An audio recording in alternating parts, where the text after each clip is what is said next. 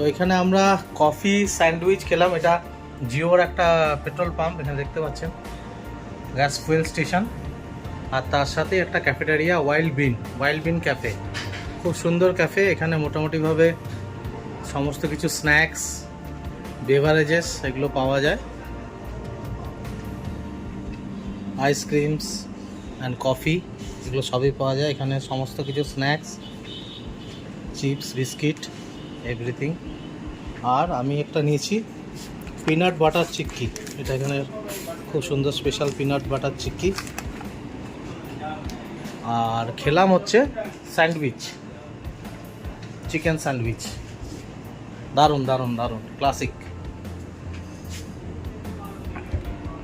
তো coffee toffee খাওয়া হয়ে গেল, এবারে চলো বেরিয়ে পড়ি, পাহাড়ের দিকে যাবো আর কি। টাটা।